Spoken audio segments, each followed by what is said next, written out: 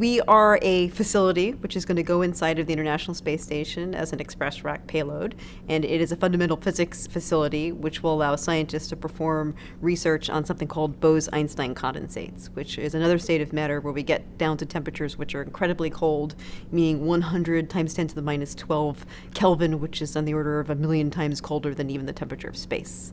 How in the world did we come up with this idea that we needed this? So it is a science experiment, and condensed matter physics is one of the most important areas of physics under research today, and we're able to create these Bose-Einstein condensates using a technique called laser cooling. And when you use this technique called laser cooling in a microgravity environment, which you get on the space station, you can get to much colder temperatures. And so basically we want to see what happens when we get matter down to these temperatures, because they actually start, instead of behaving like particles or billiard balls, matter actually behaves as waves. What does this facility look like? You said it goes in an express rack?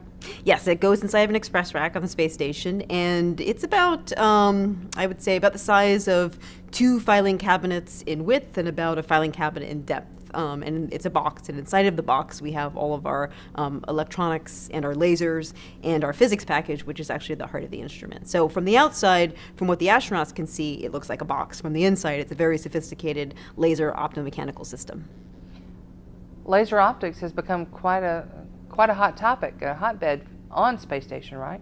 I think so, yeah. And so in particular, this will be the first demonstration of laser cooling, which has a whole bunch of technology applications as well.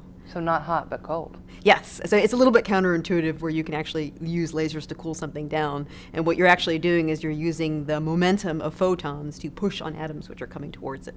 We are pretty much autonomous in the sense that we're controlled from the ground. The crew will have to install the experiment, and over time there may be parts of the experiment that need to be repaired or upgraded, and the crew will do that as well. So this experiment is designed to be modular, but in terms of nominal operations, it's all operated remotely from JPL, and we specifically operate during the crew's sleep period because our instrument is sensitive to vibrations. ISS will become the coldest spot in the universe through this experiment.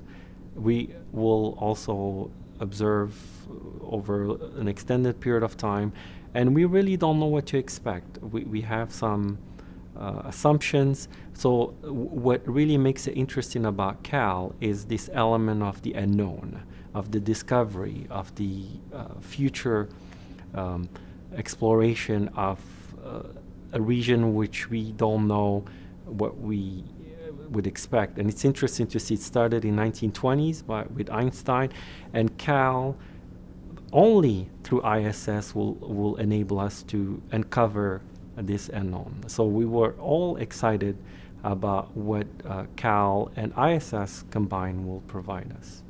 So the Cold Atom Lab is just the first step? That's correct, because we feel what laser has enabled many applications on all aspects of physics and daily lives. What laser did to physics, and you know how lasers are being used, in medicine and so on. We believe that by cooling atoms to this very near absolute zero temperature, will also open up an array of technologies from super computers to many applications in medicine too, and also in transportation.